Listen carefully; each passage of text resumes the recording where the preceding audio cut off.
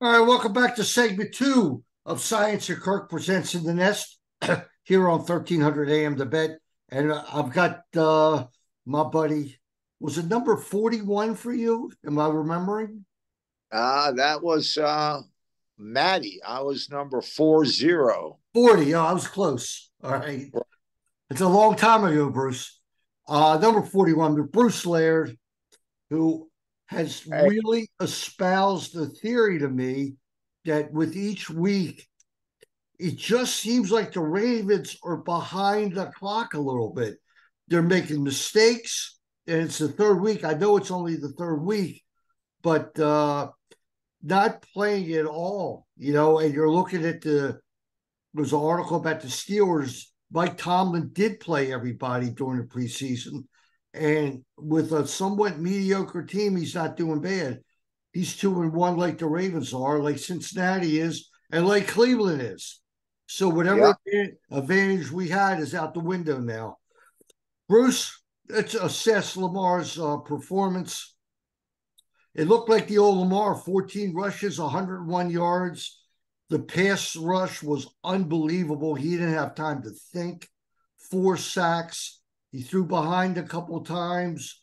How do you look at this offense right now? Well, I mean, it's obviously because of what you just mentioned, Bruce, the fact that Lamar did not play in the preseason. A large amount of his starters did not play in the preseason. You're trying to get ready for full contact, full speed stuff going on. And I've always felt, I know it was some 35, 36 years ago that I played the game, but I always believed in, and I told my coaches, I mean, it was a different era. We all know that, but we would play a half in a preseason game. Each and every game, there were six at the time, but I always told my coach, I said at the last preseason game, I would really like to get my 65, 70 snaps in. I want to go 60 minutes. Um, I want to believe in that every play is the big play. That's how I was taught by the late, great Maxie Bond, who just unfortunately passed away from Alzheimer's about a month ago. Taught me all about this game, and it's just not a physical game, Bruce. This is a very mental game while you're out there playing, and you just don't see it at times. And I mean, it could be league wide, but um, we talk about this, and it will never be discussed out in the public. But this was a game marked on their calendar that they had as a win. Um, at home, Indianapolis, and then their situation with that young stud being hurt in concussion protocol. They needed to win that game, and they just couldn't get out of their own way. A great first drive. I've always talked about it, Bruce. You hear me many times with you. You got to start fast on all sections of the football game: offense, defense, special teams, and they did that. A beautiful drive. They go up 7-0, and then at one time, and this you just can't have this.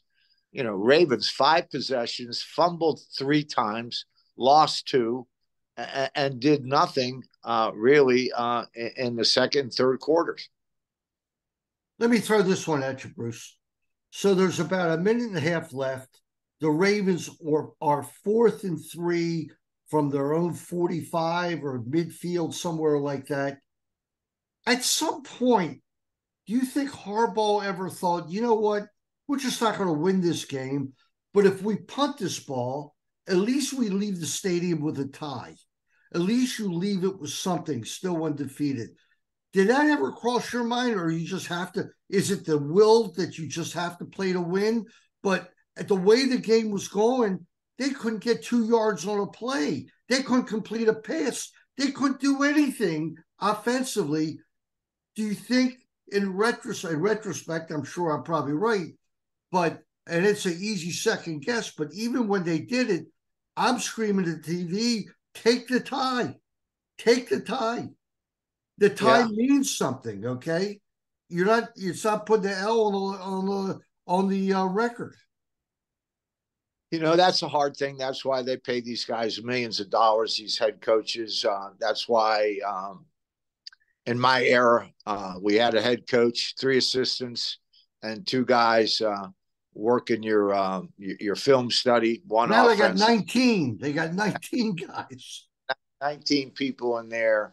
Um, Obviously, after the safety, um, you know, they know they got to punt the ball. So punt team alert, who's out there, and why Flowers with nobody in front of him for 15 yards, fair catches the ball is beyond me. Well, he was told to. He was told to.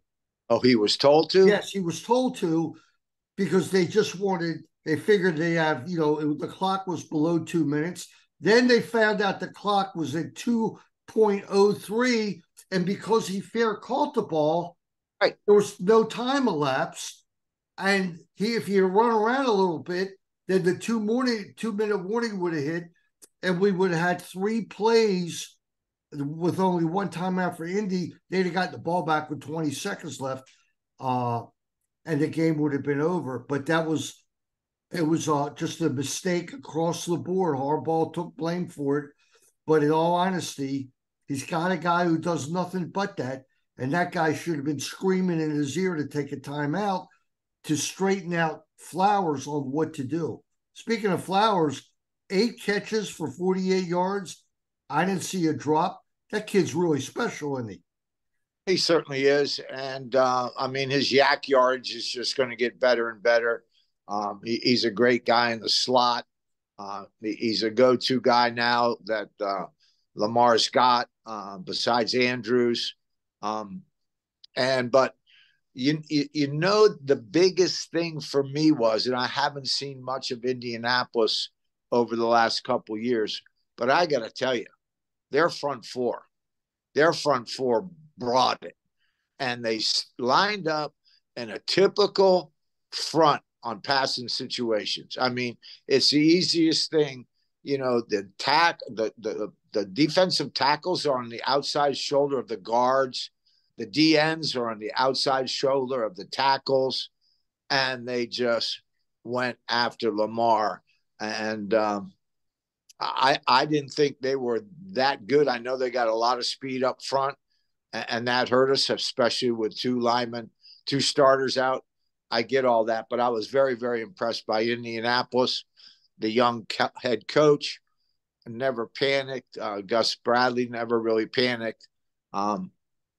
They only sent 5. This is Indy I'm talking about. 5 3 times in the ball game, and only 1 all-out zero coverage blitz where 6 people are coming after Lamar. And they stayed their course, and Lamar just couldn't get the ball downfield. And that's what you have to do in this game. You got to take your shots. We all know that. You're looking for, the opportunity, a good throw, great catch, and the PI is always a part of it now in this league. But they got to get the ball in the receiver's hands from 13 to 15 yards downfield. And Indy, with their 2 deep coverage, just wouldn't allow it. Yeah, another Bruce Lairdism that you've always said to me, that in order to win a Super Bowl, you must be able to get pass rush from your front four. You've said that to me 1,000 times. I can pull up the tape. I'm not saying Indy's going to win a Super Bowl, but they won that game because they got a pass rush from their front four. And let's be real.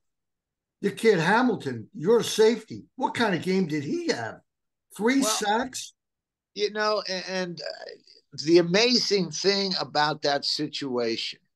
So here you have the Indy OC up in the booth, okay, upstairs. Right. So Minshew is in gun. He looks over, and Hamilton's lined up on the weak side with a defensive lineman on the outside shoulder of the tackle. So he's unblocked. He's unblocked 3 straight times. 3 straight times. And I give the kids some credit. He said, you know what? You got to make the layups when they're there. And at my age, I could have made the same play that he made. When you're unblocked and he's looking left and you're coming from the other side, God bless him, but he made the plays, but the stupidity of the Indianapolis offense and Minshew not to recognize that and maybe move a tight end over or move your back over to his side so you have an opportunity. It was just a man. I go, man, when you're supposed to be a National Football League coach, whatever your position is, you've made it to the elite of the elite. You can't get any better than that. They don't go any further than that in this business. And they never made the 3 straight times. Again, this is Bruce Posner for Saiontz and Kirk presents Terp Talk, and we got Bruce Laird. Bruce, early in the game, Ravens are up 7-0. Kenyon Drake catches a pass. He makes a nice run on his first play back with the Ravens, and then he fumbled. And when he fumbled, that game turned. And I turned around and said to my wife, look at him, because he will not be a Raven in 3 weeks. Harbaugh cannot deal with guys who fumble that are running backs. But, of course, he doesn't have much choice right now with everybody being hurt. But he really does it. And that's one of the things that we talk about, Bruce, on this program. The plays that matter. And you hear me say this all the time. If every player on every football team thought and played like this is the biggest, this play right now, no matter what it is, first play of the game, 78th play of the game, this is the big play. I got to get my job done. I got to do it right. And it's just not there. I mean, I don't think it's there around the league that much, and we'll see as the games go on and on. But I peeked at the schedule and looked at where they got to go and who they got to play. And like you said, I mean, Pittsburgh with not a lot of football players. Let's face it, they're 2-1. So is everybody else. Yeah, I'm not sure where it goes, but you can't have fumbles. And so ahead, we got the Cleveland Browns. Give me a quick assessment. We've only got a couple minutes left. Deshaun Watson had a good game this week, 27 for 33 for 289. They've lost Chubb. They're back to Kareem Hunt, Pierre Strong. The receivers are excellent. Amari Cooper and Donovan Peoples-Jones and David Njoku. And Myles Garrett, the guy who has burned us a lot over the years. We go into that game a 2-point underdog. What do you think, Bruce? Well, again, I have a hard time believing in the Browns yet, but they'll be at home. They know what's at stake. We know what's at stake. It's another division game. We'll have 3 division games. Real quick here.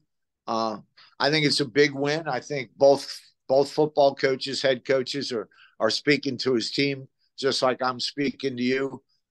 Let's get in here. Let's look at the film on Monday. Let's take our day off. If you need treatment, you need whatever you need, take care of yourself, get ready. And both football teams are going to have good weeks of practice.